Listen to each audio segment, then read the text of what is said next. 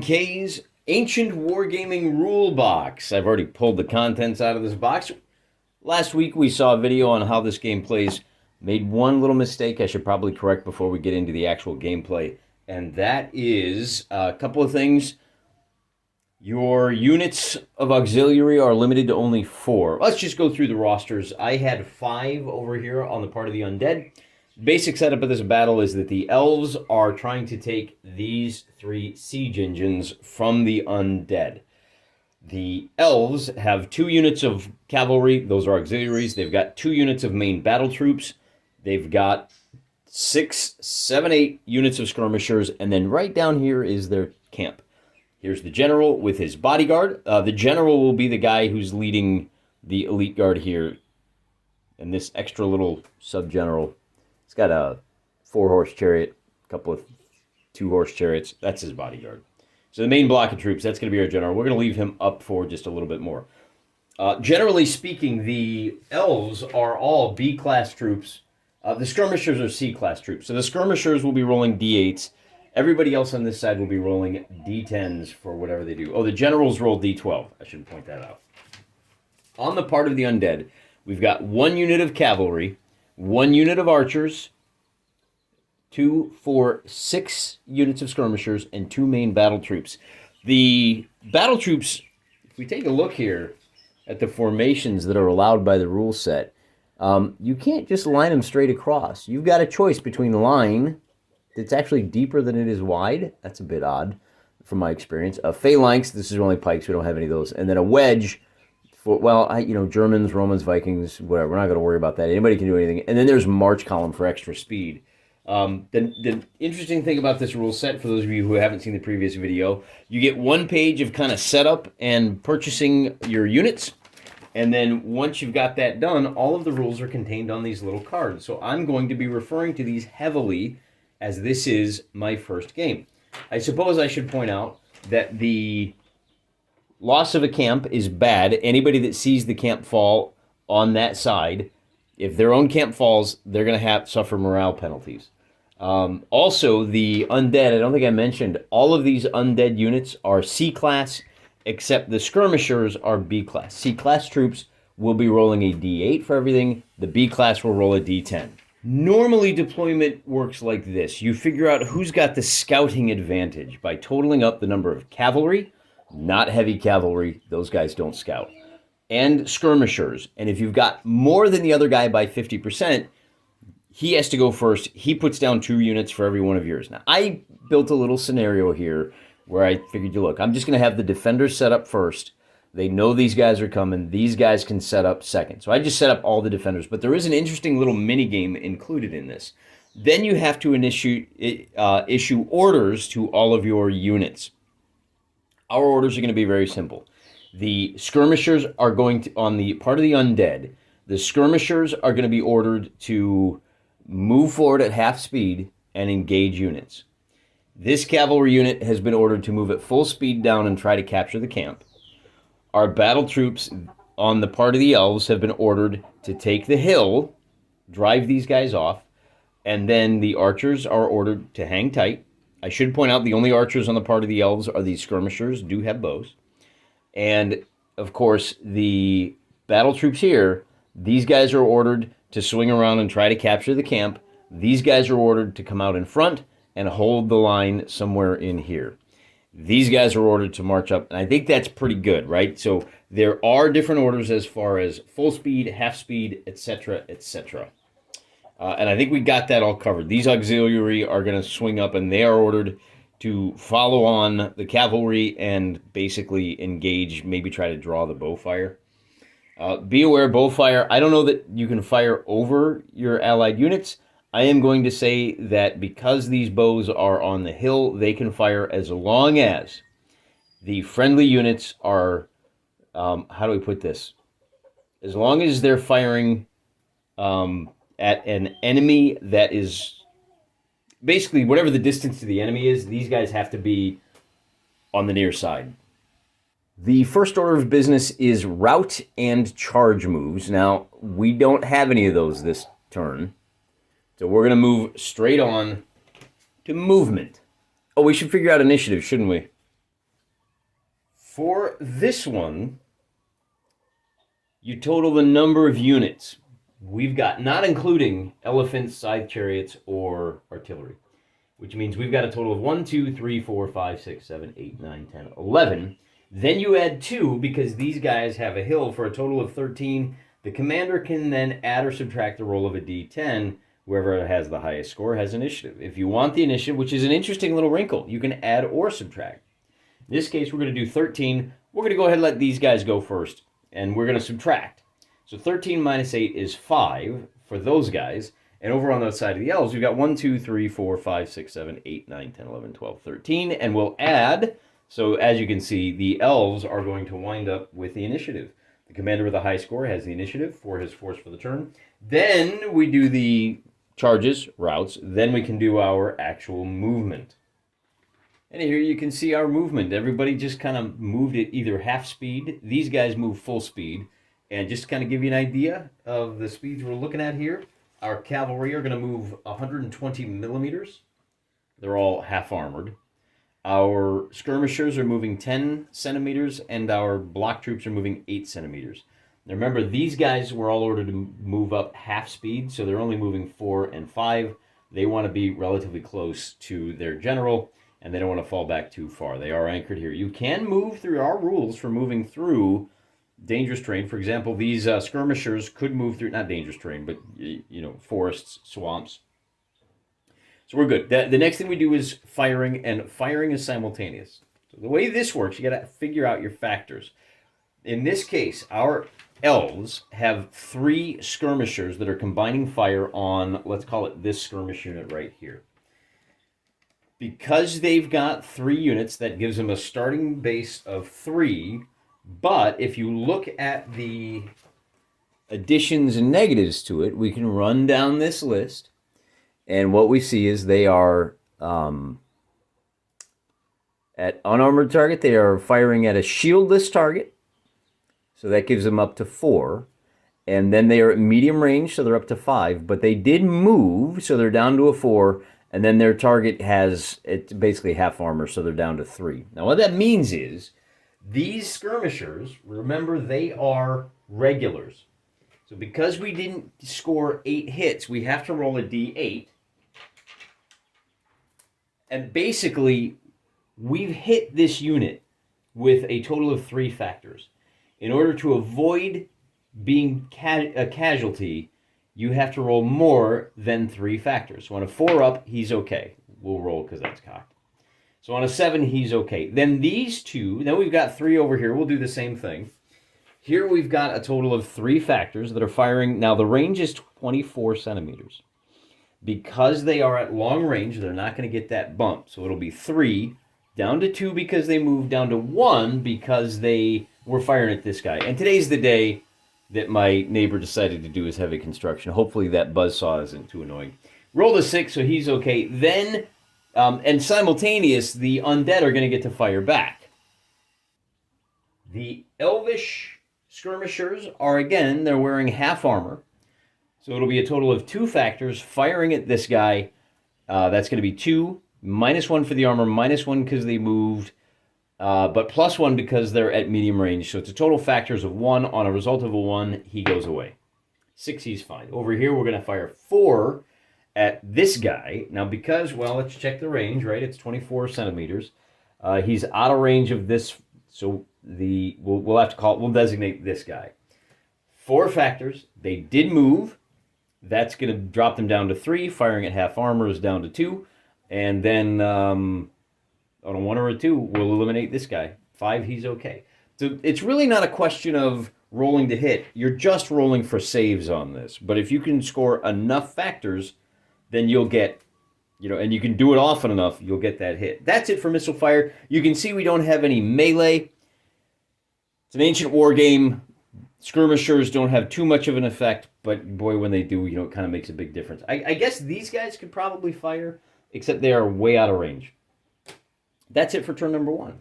So we go back to turn number 2, and this time these guys are going to, they want to go second, so we'll roll for initiative. They're subtracting 5 from the same factors. 5 minus, oh no, you're probably asking why these guys didn't fire. These guys are devastating, but they have a range, and this is the other thing I messed up last time. I think the artillery, they only roll a d6 to figure out where their shot lands. So they have a very limited range, but if they line it up properly, they can do some serious damage. Because if you're under that template, and we'll zoom in and show you that in a little bit, then the unit doesn't get a save. It's just eliminated. And they're going to get 3 shots every turn. So basically the idea is try to eliminate as many of these guys as possible so that when they get up into this range, the general can fight. And I take it back. We do want to do some charges for the undead. So we do need to figure out who's going to win the initiative. The undead still have 11 units plus the hill for 13. That's going to be a total of 22. The elves have 13 plus 2 for 15. So the undead are going to get the initiative this time around. And we're going to start with charge moves. Now, you don't get to pre-measure charge moves. We have cavalry here that are on the undead cavalry. Here we go. Horse. They are fully armored. So they are only going to be able to charge 13 centimeters. And if we measure front base to front base, they are just in charge range. So we'll move them up. You do need to make some checks for when you are charging someone that you outnumber. And that's for counter charges. If the target unit has equal or less strips, then the charge is automatic. If the target has more strips, then the difference has to be exceeded. So, for example, if these guys wanted to charge those guys, if the elves wanted to charge the battle troops, the elves would have to roll and score more than the difference. So they would have to score a 4 or higher. And remember, those elves are going to be rolling d10s. So for the sake, let's just experiment. These elves want to charge these guys. They roll a 2, which means that charge would have failed. If it fails, 1 strip is lost and the charge halts 10 centimeters from the enemy. That's not the case. In this case, you've got battle troops charging fully armored horses. All infantry charge 12 centimeters. So they're going to just charge straight up. It's only 10 centimeters to there, and we'll hit them in the front. And it's going to be basically line on wedge. I think that's going to be a fairly big deal. Those are the only charges that we have. You do have a possibility of evading and skirmishing for skirmishers and auxiliary troops only. That basically, if you want to evade, you basically have to rally. But like I said, we didn't have any rally. We'll look at that soon enough, I'm sure. We need to move on to the rest of the movement. We'll run down the list for the... There's a whole bunch of factors you got to tally up here. And you got to, depending on which turn of combat it is, those can change. In this case, we have regular fighting regular. So that helps keep it a little bit simple. The undead are going to have a total of 4 units. They have charged, which gives them an extra, so they're at 5. They are horse troops, gives them 2 more. They are at 7. They are wearing full armor. That gives them 8 and 9. Their opponents are shieldless. That gives them 10. No bonus for being a regular, so that's 10. And I think they are in wedge, will give them 12. And then I think that's it. Horses, half or fully armored, we're up to 14. And I think that's it. So we are up to 14 factors for these guys. When they attack these horse here, the elvish horse they're going to suffer 1 casualty for the first 10. And then they're going to have to roll that d10 and get better than a 4 or lose a second one. They did. Okay, they did roll better than a 4, so they just suffered the 1 casualty. For their part, the elves I think they're exactly the same, except they're fully armored, which means they are going to have a total factor of 15 going up against these regular chariots. And again, they're going to suffer 1 for the first 10, and then they have to roll better than a 5. They do not, so these guys now will lose 2. We're going to immediately make a panic test. Because the undead have lost more bases than their enemy, they are going to have to roll a d10. This is the... Oh, nope, I got that wrong. I got that wrong. The undead armored horse are rolling d8s. So for the first 8, they lose 1 strip, and then you have to roll on a d8, and on anything but a 8, so the 7, again, it's the same thing. They do lose that second strip. Now they're going to roll a d8, and they have to exceed the number of bases that they lost. On a 4, they do, so they did not rout. And when you pass, you may continue with orders, and we'll rally a Friday. There we go. So that's it. So they will continue that fight on the next turn. If we move over to the other side of the table, things are going to be a little bit more complicated because you have the undead foot troops now are irregular. They are both charging and countercharging. Let's do, since we already know the horses, it's the exact same profile. They should have the same number of factors. It's going to be 4 for the number of bases, 5, 1 more because they're charging for 5, 6, 7 because they're horse. They're wearing half armor. So that's 4, what do we say, 5, 6, 7, 8. They are regulars. I think, are we done? They're regulars. They're charging in wedge for 10. And half armored for 12. So they're up to 12 altogether. They're charging an undead unit that has a d8 score. So the undead unit will automatically lose 1 and have to beat a 5 or better or lose a second one. On a 4, they failed. They lose a second unit. So they're going to have to make a rout check on a d8. On a 1 or a 2, they rout. On a 4, they're okay. All right, now we have 7 factors. These are irregulars, and they charged. So 7 plus the charge is 8. They are wearing armor, so they're half armored for 9. They are irregulars charging with initiative for 11. And I think that's it. So total factors of 11 means they are going to eliminate 1 base, and on a 1, they'll eliminate a second one. 5 means they did not. Both of these units now have to make a check. These guys, the undead, have to roll a 1 or a 2. They rout. They do not. And on a 1, the elves will rout. And on a 7, they're fine. So that's it for melee for this turn. All in all, I think that's... Oh, you know what I forgot to do? I forgot to move these guys up. These auxiliary want to move up 10. And I think that might have added a couple of factors here. I gave them 2 extra factors for being fully armored. I don't think they are. We'll call it even. The next thing we need to do is figure out initiative, and that's going to be... Everybody wants it. So 8 for 21. These guys have 11 plus 8 for 19. The undead have the initiative. This time around, we're going to... the undead have the initiative. What do we want to do here, guys? I think we want to... Well, we gotta keep continuing our orders, right? Moving ahead at half speed means we are going to have...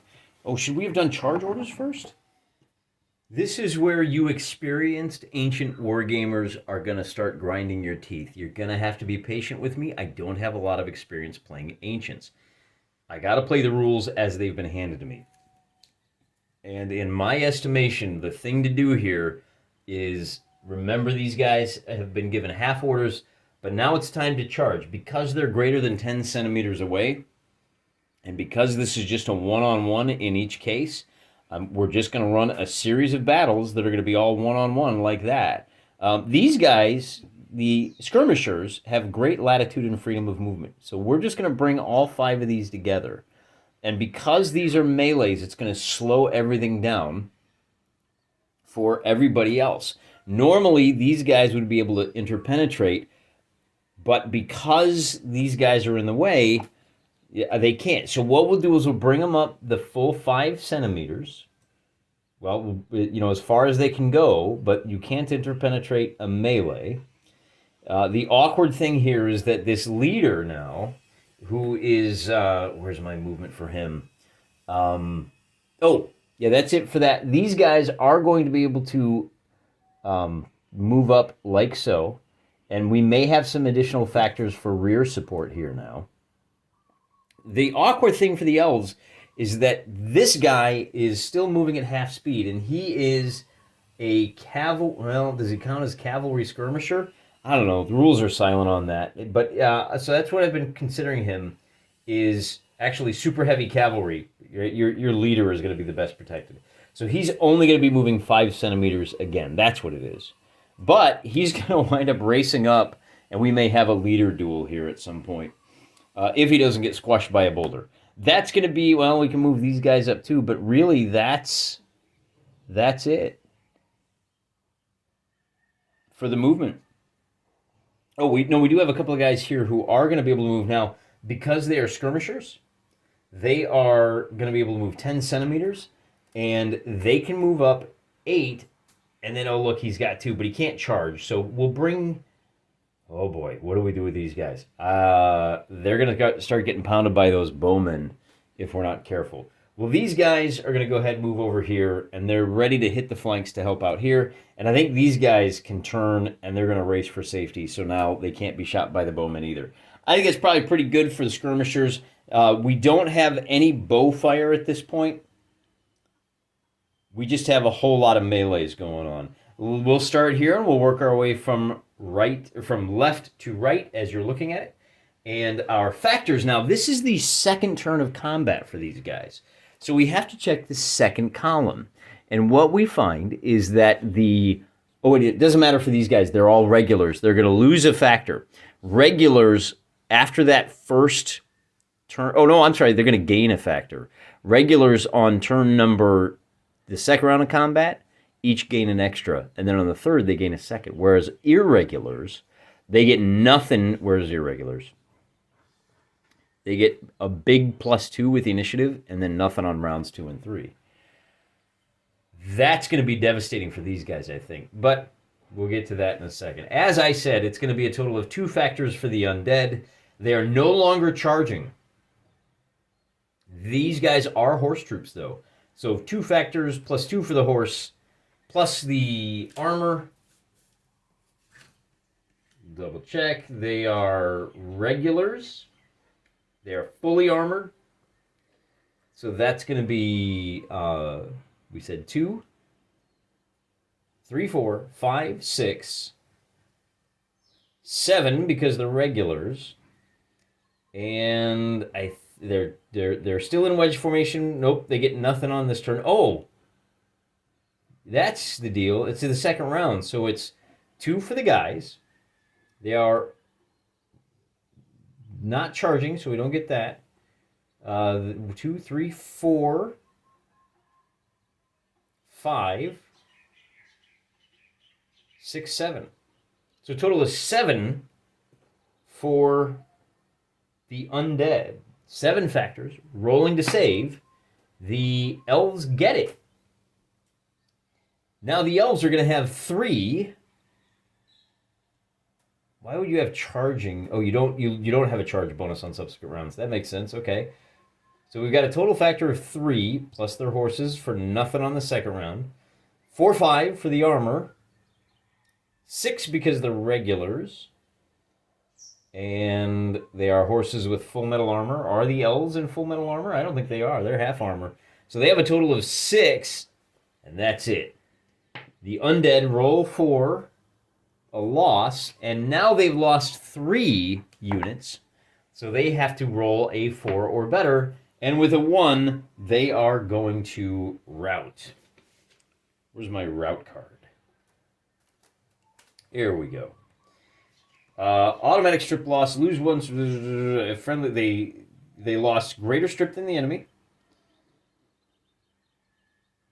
After every base loss, when it's reduced to half original strength, which they are. So again, it's just that panic test, a single die roll.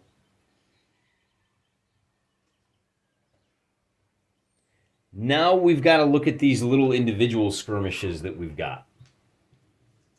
All right, made a little bit of an error here. I went back and changed it. You can get rear support.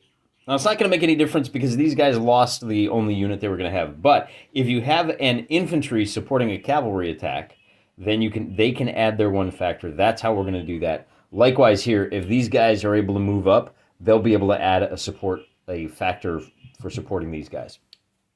as it is. Our elves are D8 skirmishers. Our undead are D10.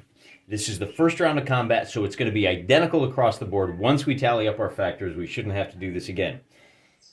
In this case, the undead are the only ones that are charging. The undead are irregular, so this is going to be... I don't think it's going to go well for the elves. The undead are going to start with a factor of 1. Then, because they're charging, they'll be at 2.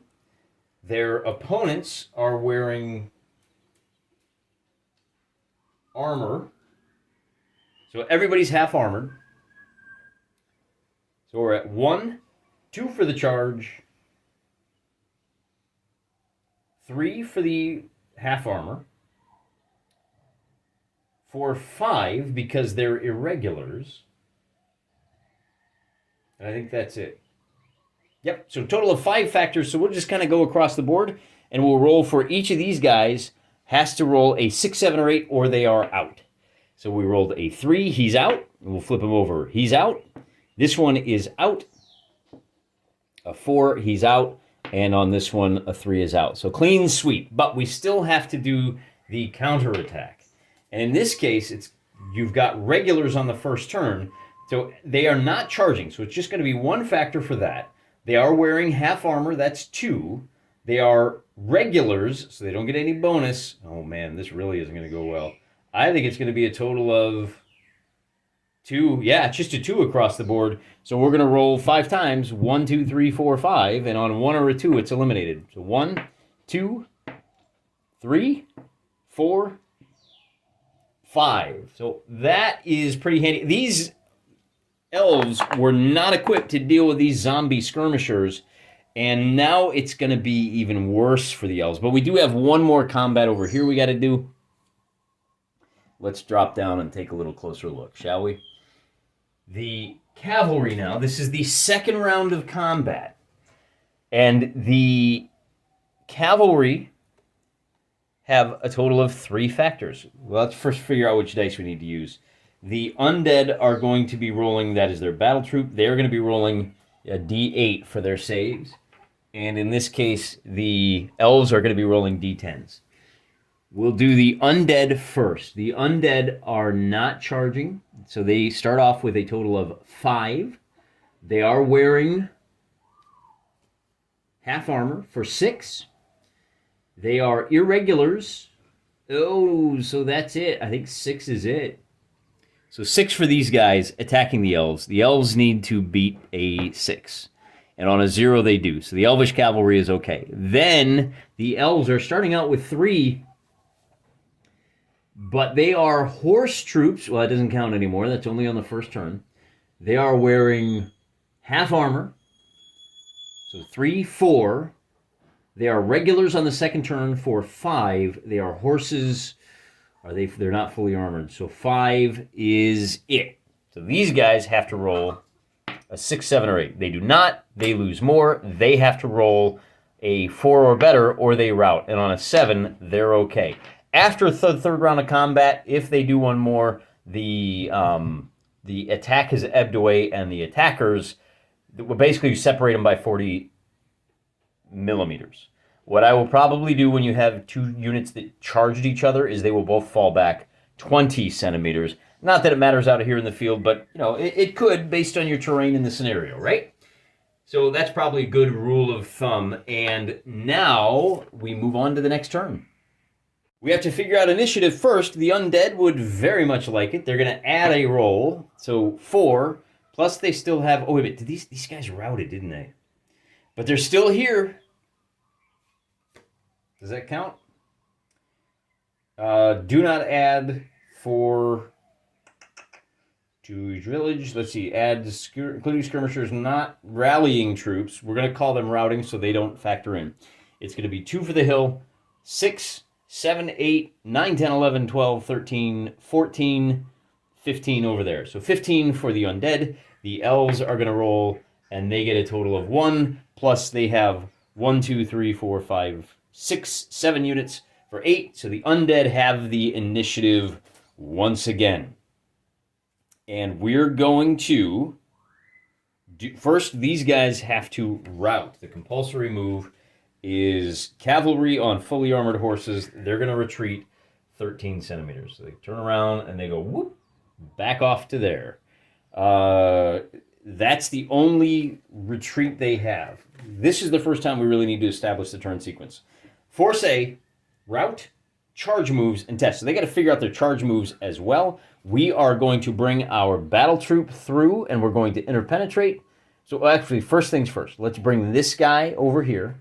We'll bring these guys up on the charge. And we're going to bring... Ooh, you know what we're going to do? What are these guys' orders? Their orders are simply to support, right? Why don't we bring... All right, here's where skirmishers come in handy, I think. Do we have one guy? He'd have to roll a 7 or better to charge here. Our orders were to move up. This is why I don't like games that use orders. You know, we've got a charge here. That's easy. We'll give them a rear support. But what do we do with these two guys? Their orders are to move up. I think we'll hang tight here. And we'll hang tight here. Well, he can shoot 360 degrees. So what we'll do is we'll leave them where they're at for the bow shot. But that's going to leave these guys exposed for a charge. And all that's going to do is maybe this makes a difference. That this battle troop is going to charge these skirmishers. And maybe just by slowing them down, that can make a difference. But that's really all the movement that we have for this turn. Now, these guys can move a total of 10 centimeters. I think that's pretty close. I'm going to turn them that way. Obviously, on the next turn, they're going to try to charge in and hit these guys in the flank. And maybe we call that a rear support. I don't know. We'll look at that when we get there. In the meantime, do we have any more? We do. Okay, so these guys have done all of their charges. And we have to figure out what this pursuit is here. Force A does the route's charge. Then these guys have to do their pursuit. And looking at our pursuit, route and optimum charge moves, a evade and pursuit is a normal move plus the roll of a d6. So these guys are going to make their normal move, and their normal move as regular half-armored cavalry is 10 centimeters. Remember, these guys raced 13 centimeters away. Then you add a d6. So on a 4, 5, or a 6, our cavalry will catch them. And they do. These guys, however, are only going to be able to move that 10 centimeters, which means, are they going to be able to charge? Can we bring them? They're 10 centimeters away from this unit. Can we bring them up so we've got rear support there? Yeah, let's do that. That could be interesting. And we'll see what happens. The only other movement we have is our general here. Remember, we're moving him up at half speed. He's getting closer. And now he's in a little bit of trouble because, that's your, oh my goodness, that's your 45-degree arc. So that being the case, do these guys want to pivot? Did they want to pivot? They've already moved. They forgot. On a 1, 2, or 3, we'll let them do it. So on a 2, they are going to pivot. Everything's coming up undead today, guys. That's it. We do have one firing unit here. The general has a D12, so on a 1, his bodyguard will be eliminated. This skirmisher, it does not, so that skirmisher fires here. This guy is firing here. Now, he moved, and, you know, when you factor all of it in, he's going to have to... He basically, there's only a 1 in as a D10 troop. On a 1, yeah, he's fine. But there's always a chance, right? So you got to try. Then we have this bowfire here. We're going to fire at the general. The distance is beyond 2/3. So that is, there's going to be no bonus for that. They're going to have a total factor of 4 firing down at this guy. No, these guys are not skirmishers. These are auxiliaries. You use half the remaining missile troops, so it's 2. And they're firing at long range. They haven't moved. Well, no, they did move, so we'll give them a 1. The target is on an armored horse. It's a 0. However, so altogether, it's going to be basically just on a result of a 1, they're going to take a damage from these guys. So 4 is nothing. All right, that's it for bowfire. Now we can move on to our melees, and we have a troop that was hit. I gotta pause it because I don't know what happens when you melee with a routed troop. Or do I? I guess we'll give them credit. Here we go. No, I do. You get a +4 on that first round of attack because you are attacking the flank, rear, or march column. And I do not think the routing unit gets a chance to attack back. So that being the case, it's going to be a total of 3 factors. They did charge for 4. They're horse troops, 5, 6. As I said, they're charging in the flank. That's 10. They've already beat the number of factors, so they are going to ride these guys down. And that's going to be the end of that regular cavalry unit for the undead. Then we've got a battle down here where you've got 2 factors for the irregular. They are going to be, as irregular, charging with initiative. They're going to be at 4. They're wearing half armor for 5. And then they have the rear support, which is nothing on the first turn. So total of 5 attacking these guys. The elves rolled a 1, and they are going to lose their rear support. But they do get to attack back. Again, it's 5. On a 1 through 5, the undead lose nothing. That's the first round of the combat. Now we have a beat down here where you've got a total of 8 factors that charged for 9. They're wearing the elves. Are the elves fully armored? The elves, this is the first battle troops we've had for those guys. The elvish, they're wearing full armor. Yep. So 8, 9, 10, 11, and that's going to be enough to eliminate this skirmish unit. The skirmish unit does force them to make 1 check, though. And the skirmish unit did charge. They are irregulars, so that's going to be a total of 4, 5 factors. So 5 factors, these guys roll a d10, and on a 4, they did manage to lose 1. So although they wiped out the skirmishers, and there's the value of the skirmishers right there, guys.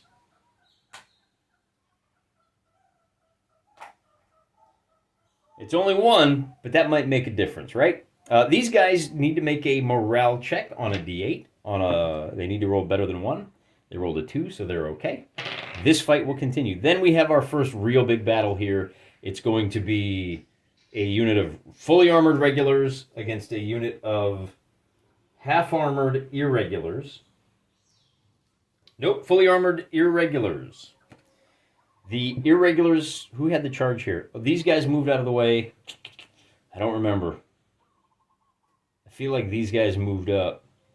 No, they moved through. Well, you got to do charges first. Yeah, these guys moved out of the way so that I can't remember. I'm just going to give them both credit for charging. Honestly, if we were playing this by the book, I think that what would have happened is because you can interpenetrate, it gets a little bit wonky because these guys didn't charge. So you do charge moves and then you do normal moves, but you need a normal move to get these guys out of the way. Or maybe they interpenetrated, shoved them out of the way, and then we did our normal move. Let's call it charge, counter, charge, just to basically at this point, because we've been going at this for quite a while, just to get it over with. It's going to be a total of 8 factors versus 7 factors. The irregulars are going to be on their first turn, charging with initiative. They did have the initiative, so they are going to get the +2. So that's a total of 9 factors, 10, 11 for the armor, and I think that's it. So 11 will eliminate 1 with the potential for eliminating another. No dice. For their part, these guys are going to do 8. Now, they are regulars, so they don't get a bonus for that, but they are wearing full armor for 10, which means they're going to do 1. And on a 1, for a total of 10, that's 8 of the factors. On a 1 or a 2, they eliminate a second one. They do not. So this battle, because it's even, will continue. Next turn, the only other fight we got is this guy right over here. And that guy is going to be a total of... Now, this is our 3rd turn of combat. So the regulars are going to be at +2. They are... so that's 5. 6, 7 for the armor. And I think that's it. Oh, well, no, they're half armored. Yep, so 7 altogether. These guys have to roll on an 8 to survive. With a 7, they lose 1. But they are going to be attacking with 4, 5 for the armor, and I think that's it. Yep, 5 for the armor. So these guys have to roll a 6 or better. And with a 3, they do not, so both lose 1. And then we are going to have to separate them by 40 centimeters. And that is the end of the turn. Rolling for initiative. The undead want it. They get an 11, 12, 13, 14, 15, 16, 17.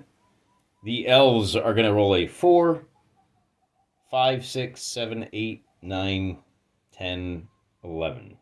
So once again, the undead have the initiative. That's going to go well for them because it's going to allow them to charge. We're doing the big boy fight. They are just a little over 10 centimeters away.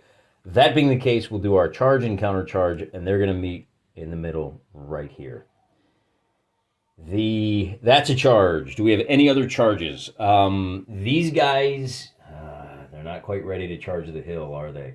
So we're going to have to do a pivot and then a half a move. And remember that the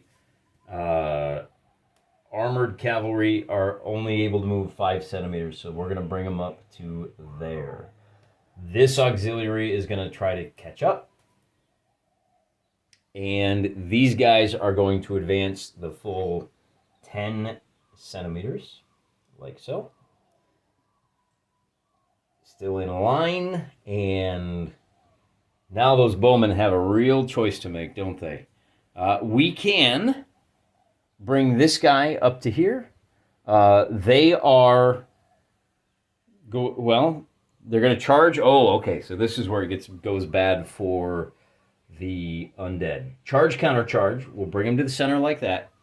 And I think that's it. We do have bow fire. Do we want to fire at the cavalry? I think you got to fire at the cavalry.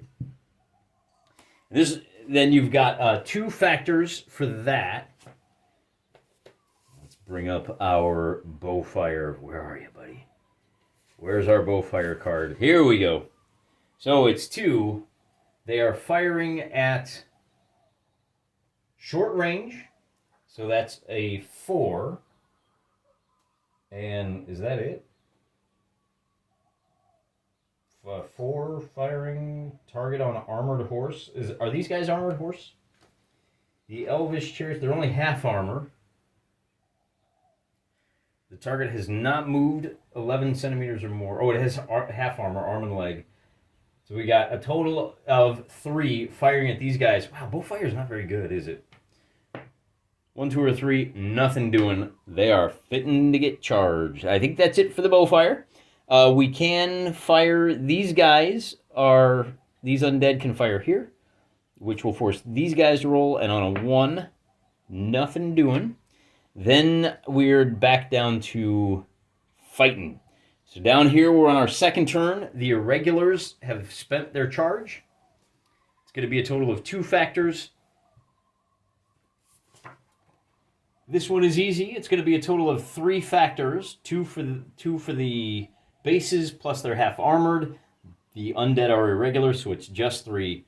The elves have to save on a 1, 2, or 3. They do not. They're out. But for their part, because they're regulars on the second turn, the elves are going to be at 1, 2, 3. That third one is because it's the second turn. These guys now have to make a save. And on a 1, 2, or 3, yeah, they're fine. So those skirmishers can now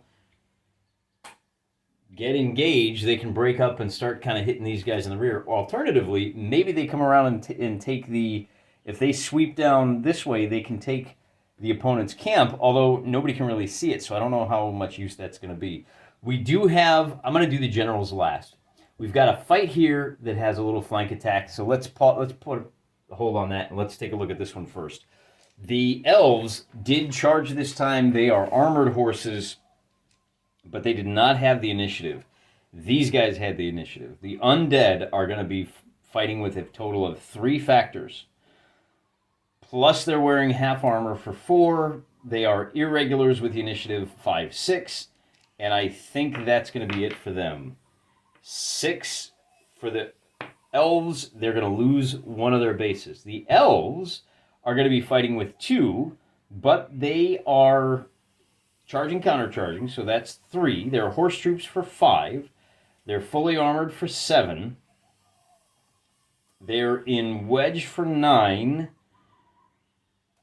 And plus their horses for an extra bonus of 2 for 11. So these guys with the D8 are automatically going to lose 1, and then they are also going to lose 1 on a 1 through 5. So they lose 2, they have to make a rally check, and this time they have to beat a 6. With a result of a 5, they are going to rout. So it took some time, but the elves did finally manage to cause these guys to rout. I'm going to go ahead and move them the 13 centimeters right now. I know it's a little bit out of sequence, but just otherwise I'll forget. Forgive me. Now we have a little bit of a complicated one here where we got to look at the undead. We have a attacking flank, rear, or march column? I think we'll give them the bonus of 4 factors here. Oh, my backyard chickens are happy. Somebody must have laid an egg. Every day they do that, they just freak out. So we're looking at a total of 12 factors. Normally it would be 8, but you have the extra flank attack for +4. That's going to do 1 damage. Plus on a 1 or a 2, it'll do a second one. We got a 3, so just the 1 damage. These guys now are going to be at a total of 7. 8, 9 for the armor. Plus, they're regulars, so that's going to be 10 altogether.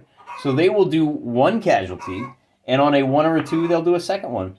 And I got a 2. So they did 2 casualties. These guys have to make a rout check. They have lost 3 units.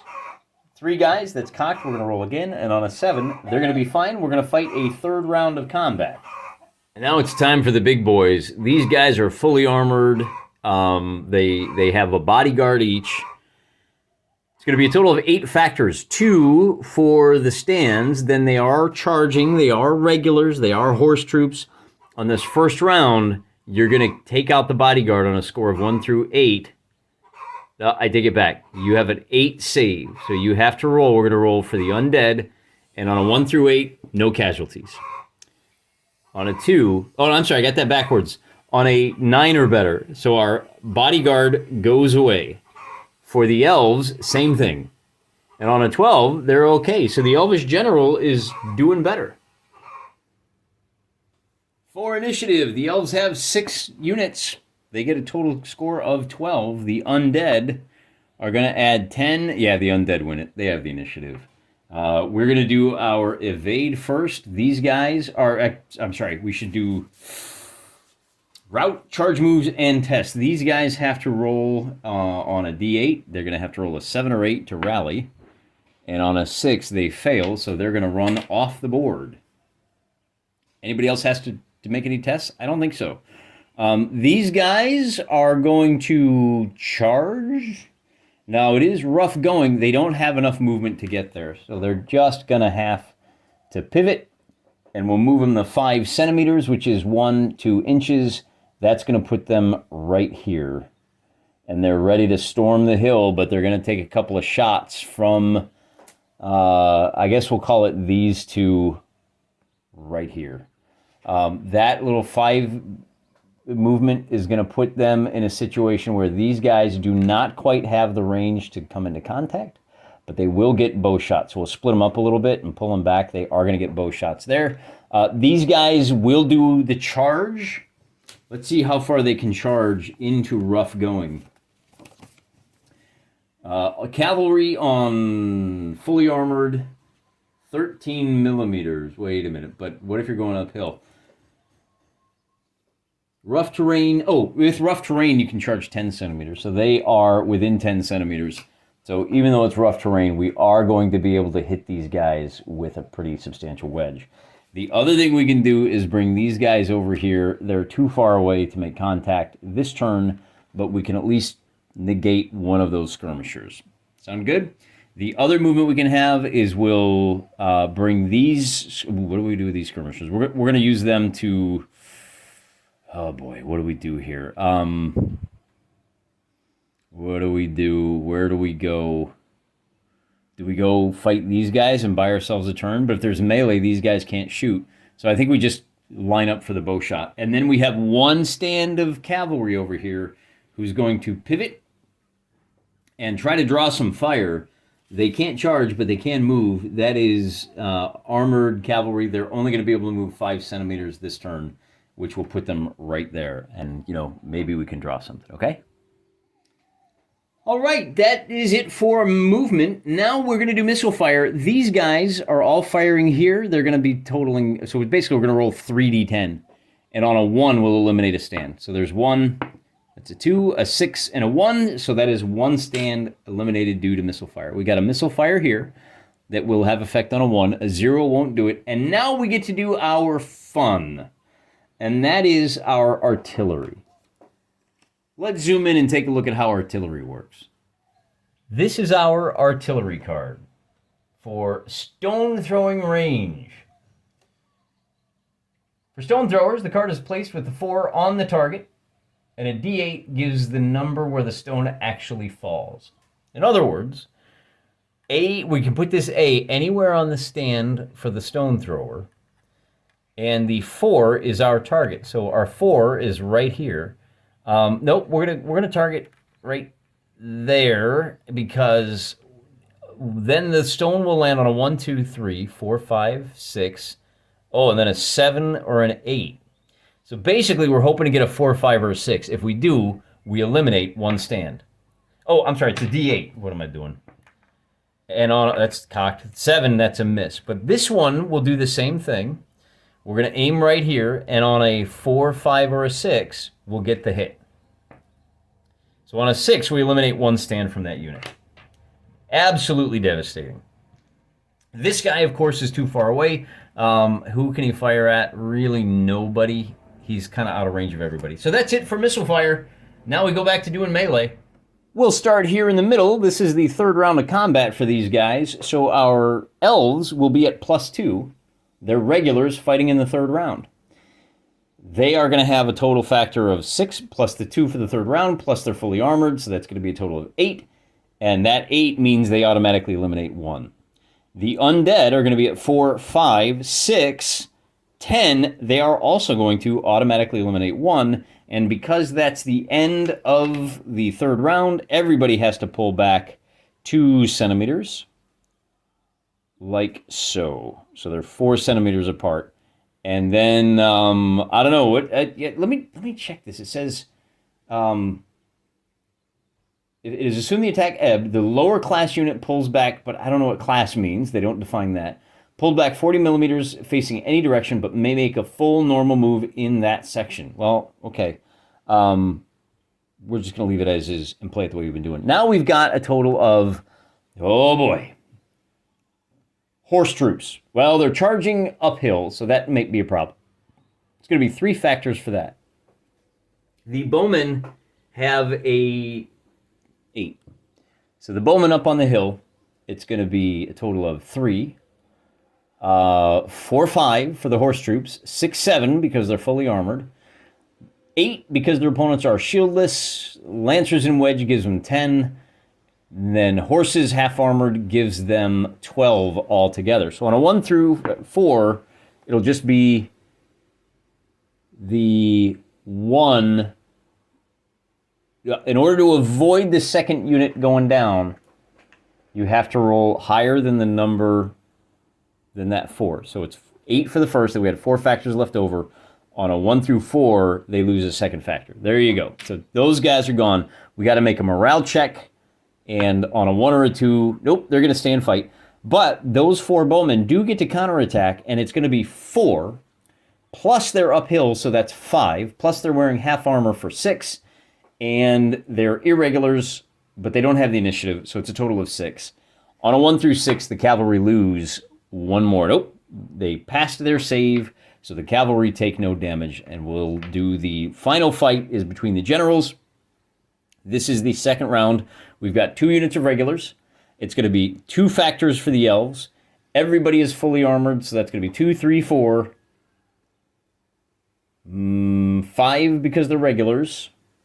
And I think that's it. Nope, horses with full metal armor. It's going to be 7 altogether.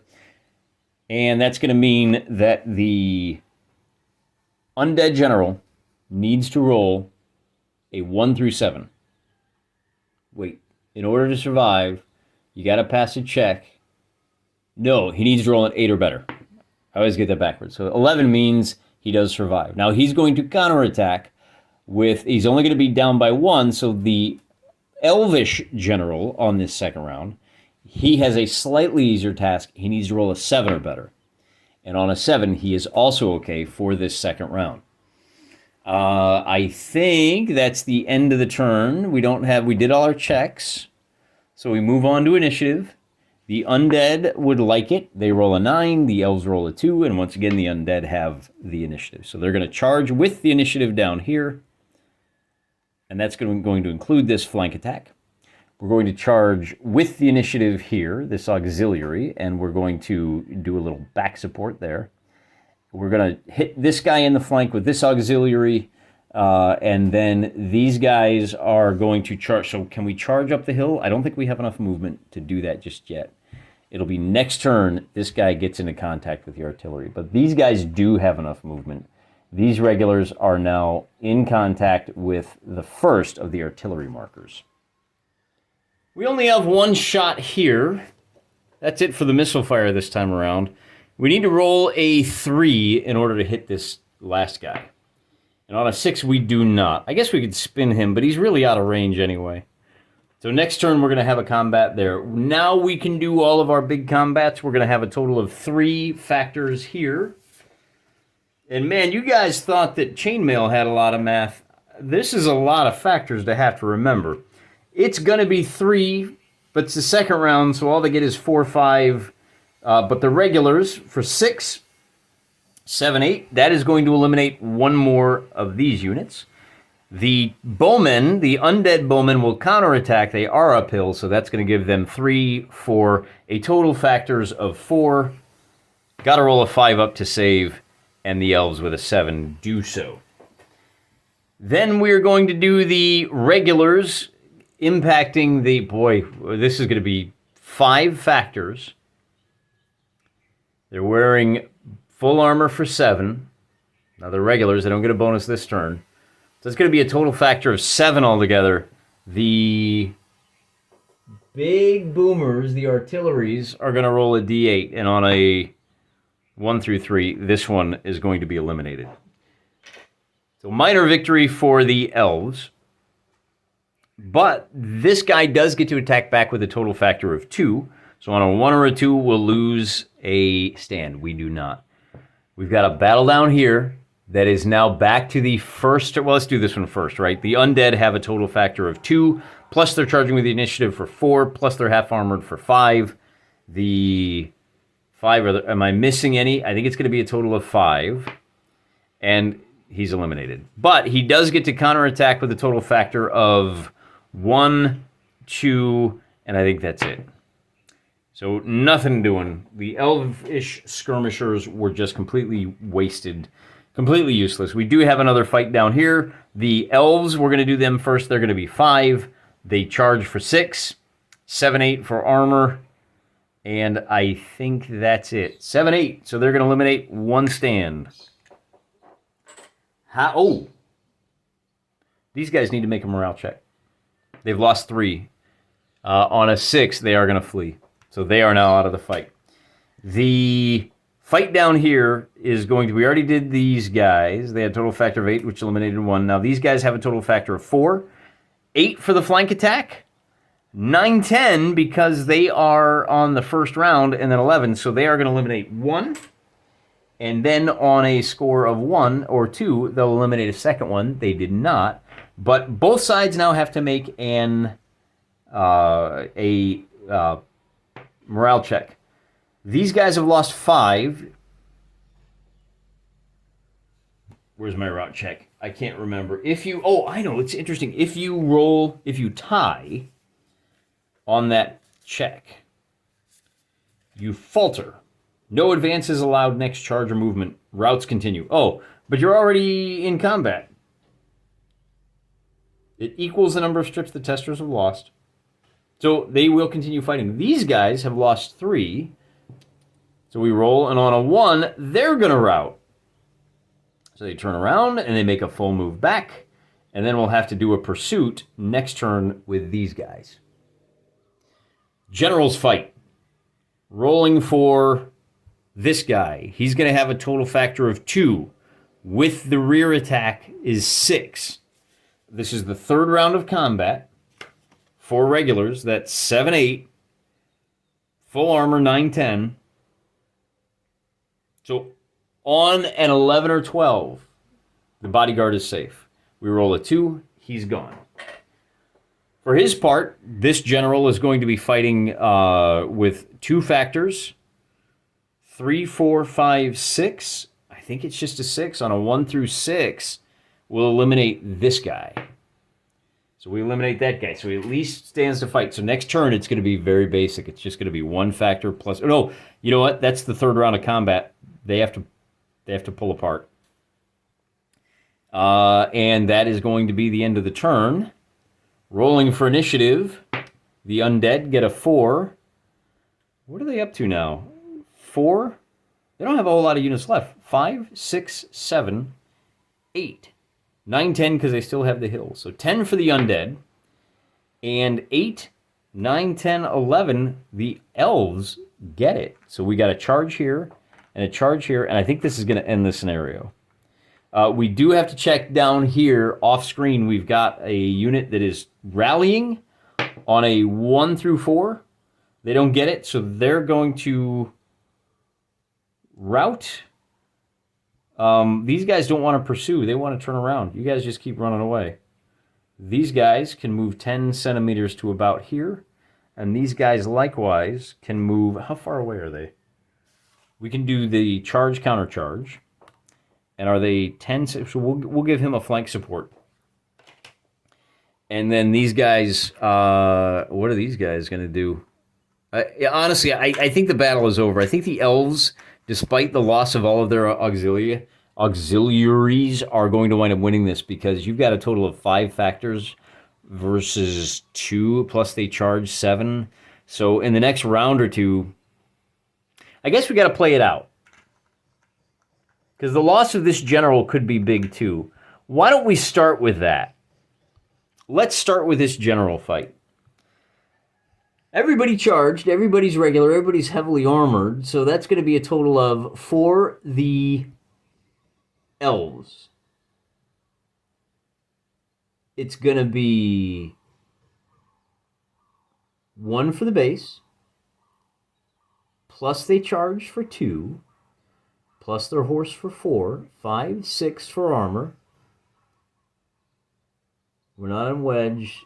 7, 8. So it's a total of 8 factors. And on a 1 through 3, we're going to eliminate this guy. But we do have 5, 6, plus that same, I think, a 12 means he makes his save. So the battle will continue for another turn. The problem the elves have is that these auxiliary can keep jumping on the general. So we'll check over here, and on a 5, 6 for the charge, is that right? 5, 6, 7. This guy has to roll an 8 to survive. He rolls a 2, he's out. And then this horse is going to be charging on the first round, wearing heavy armor. That's 1. 2. Even if they lose a guy, let's just roll and see what happens. Yeah, on a 1 or a 2, he's going to go down because we have at least like 6 factors. So that is going to be the end of this scenario. The undead have lost all 3 of their stone throwers, and even if the general is lost, this little sortie from out of this town that was about to be besieged by the stone throwers has destroyed the siege engines and won the day. Wow. I got to tell you, for such a simple set of rules, it's amazing how much customization you can pack in here and how many different factors you have to keep track of. We're up about an hour for what I had expected to be a nice little 30-minute shindig. Now, bear in mind, we're doing a 250-point battle. It's our first time doing it. It's going to take longer every time. But I think overall, maybe I'm just not an Ancients wargamer, but this just seemed like a lot of math and a lot of headache, particularly compared to a streamlined system like Dragon Rampant. Tell me what you think down in the comments. I'm praying for you.